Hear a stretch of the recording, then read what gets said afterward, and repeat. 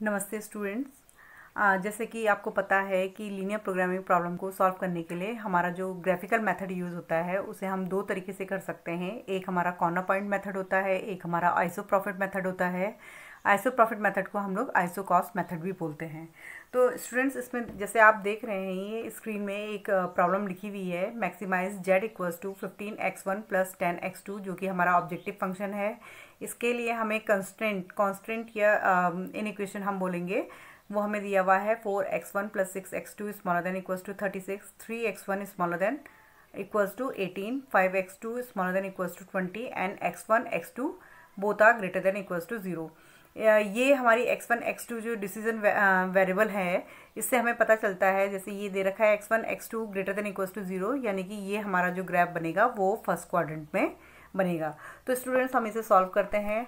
हमें मालूम है कि जो हमें पहले ये इक्वेशन दे रखी है 4x1 plus 6x2 smaller than equals to 36, इसको हमें इक्वेशन में कन्वर्ट करना पड़ेगा और फिर हमें इसके कोऑर्डिनेट्स निकालने पड़ेंगे, तभी हम लोग एक लीनियर इक्वेशन को ग्राफिकली ड्रॉ कर पाएंगे। तो जैसे ये 4x1 plus 6x2 is equals to 36 है। अगर मैं x1 को 0 लेती हूँ तो x2 मुझे मिलेगा 6, और इसी तरीके से अगर मैं x2 को 0 लेती हूँ तो x1 हमें मिलेगा 9। तो इसमें हमें दो कोऑर्डिनेट्स मिले हैं, एक 0 6 मिला है, एक हमें 9 0 मिला है। इसी तरीके से स्टूडेंट्स, जो हमारी सेकेंड इक्वेशन दे रखा है वो है 3x1 smaller than equals to 18। इसको हमें पहले इक्वेशन कन्वर्ट करना पड़ेगा, तो ये 3x1 इज इक्वल्स टू 18 आ जाएगा, यानी कि x1 हमारा 6 आ जाएगा, यानी कि x2 की किसी भी वैल्यू के लिए हमारा x1 6 आएगा, यानी कि एक स्ट्रेट लाइन आएगी ये। तो इसी तरीके से हमें दे रखा है 5x2 smaller than equals to 20।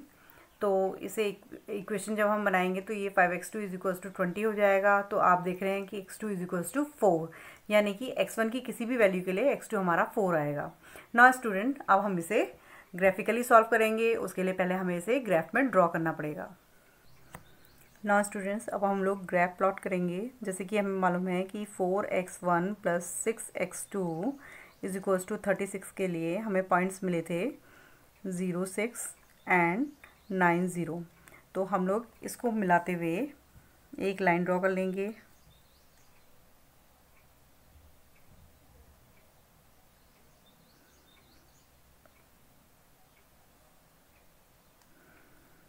ये हमारा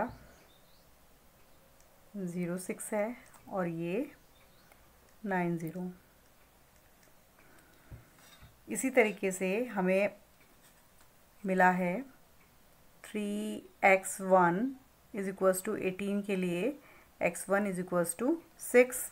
तो हम 6 पे एक लाइन ड्रॉ कर लेंगे जो कि पैरेलल होगी y एक्सिस के। इसके ऊपर हम लोग इसका इक्वेशन भी लिख लेते हैं।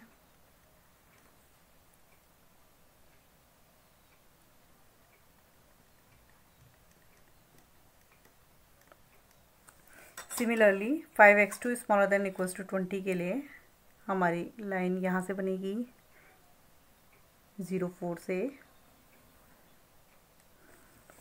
तो ये हमारा आ जाएगा 5x1 smaller than equals to 20।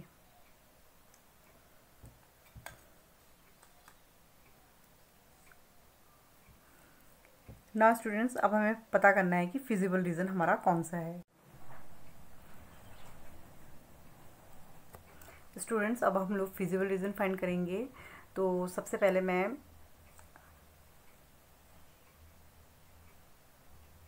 4x1 plus 6x2 smaller than equals to 36 का फिजिबल रीजन सर्च करूँगी। जैसे कि स्टूडेंट्स, आप देख रहे हैं कि ये जो लाइन है, ये लाइन ने पूरे एरिया को दो पार्ट्स में डिवाइड कर दिया है, एक बिलो द लाइन, एक अबव द लाइन।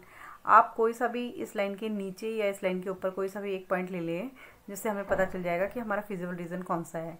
मैं यहाँ पर कुछ 0 0 ले रही हूँ, तो 0 0 लेने पे x1 equals to 0 and x2 equals to 0 आ जाएगा। तो here it will come 4 into 0 plus 6 into 0 is 0 smaller than equals to 36, जो कि ट्रू है। क्योंकि ये ट्रू है तो इसका जो फिजिबल एरिया है वो हमारा ये वाला पार्ट आ गया।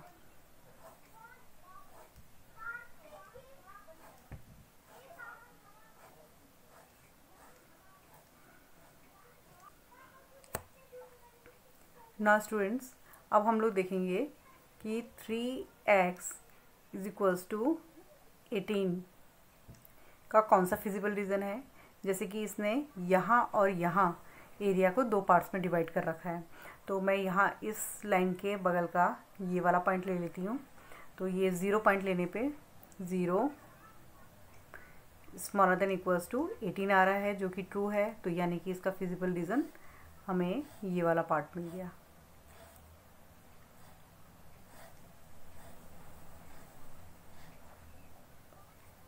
सिमिलरली स्टूडेंट्स, अब हमारे पास 5x1 smaller than equals to 20 है।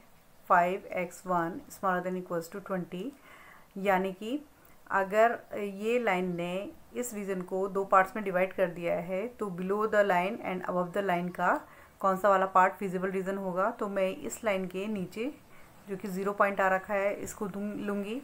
तो ये आ रहा है 0 स्मॉलर देन इक्वल्स टू 20, जो कि ट्रू है। तो यानी कि हमारा इसका feasible region below the line है। अब स्टूडेंट्स, आप ये देखिए कि इन तीनों के लिए हमारा जो कॉमन एरिया है, इन तीनों के लिए जो कॉमन एरिया है वो ये वाला पार्ट है।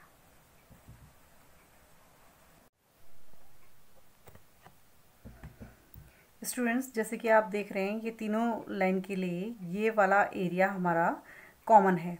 तो ये हमारा फिजिबल रीजन है और ये एक पॉलीगन बना रहा है। आप इस पॉलीगन का नाम ओ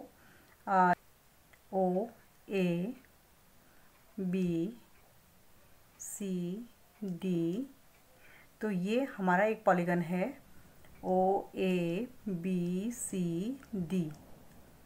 तो आप ये देख रहे हैं कि हमारा ये जो पॉलीगन है ये हमारा फिजिबल रीजन है ना। स्टूडेंट्स, अभी तक का तो हमने इसे कॉर्नर पॉइंट मेथड से किया, लेकिन अभी इसे हमें आइसोप्रोफिट मेथड से करना है। तो उसके लिए हमारा क्या होता है, जैसे कि हम लोग इसे आइसोप्रोफिट मेथड से कर रहे हैं, तो आइसोप्रोफिट मेथड में जो ऑब्जेक्टिव फंक्शन होता है उसमें हम लोग z इक्वल्स टू 0 पुट कर देते हैं। तो जब हम z इक्वल्स टू 0 पुट करेंगे तो ये 15x1 प्लस 10x2 आएगा, जिसे हम लोग लिख सकते हैं -10x2 is equals to 15x1, या आप इसे लिख सकते हैं -10/15 x1 ओवर x2।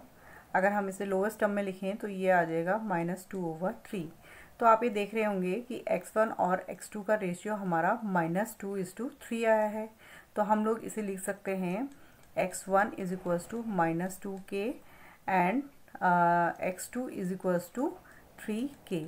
अगर यहाँ हमारे पास k इक्वल्स टू 1 है तो x1 की वैल्यू हमारी -2 और x2 की वैल्यू हमारी 3 आ जाएगी।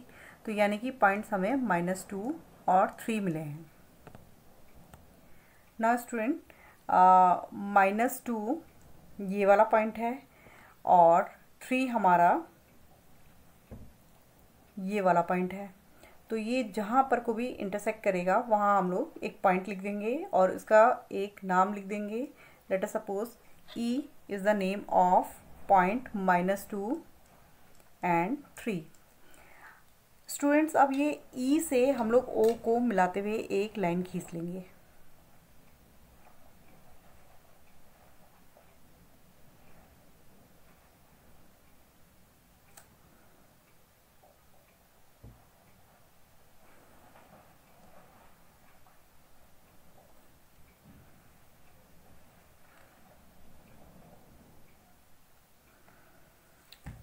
ना जो ये हमें लाइन मिली है O से E को होते हुए, तो इस लाइन के पैरेलल हम लोग और लाइंस बनाते जाएंगे। हमें ये ध्यान रखना है कि हमें OE के पैरेलल ही बनाना है लाइन। तो हम इसकी लाइंस बनाते जाते हैं, पैरेलल लाइंस बनाते जाते हैं।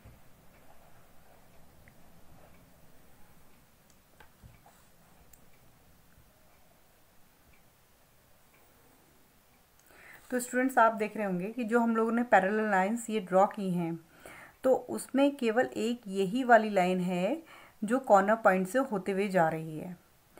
तो ये क्योंकि कॉर्नर पॉइंट से होते हुए जा रही है, पैरेलल लाइन, तो यानी कि 6 2 हमारा सॉल्यूशन है। यानी कि maximize z is equals to 15x1 plus 10x2 maximum होगा एट पॉइंट 6 2, यानी कि हमारी मैक्सिमाइज वैल्यू है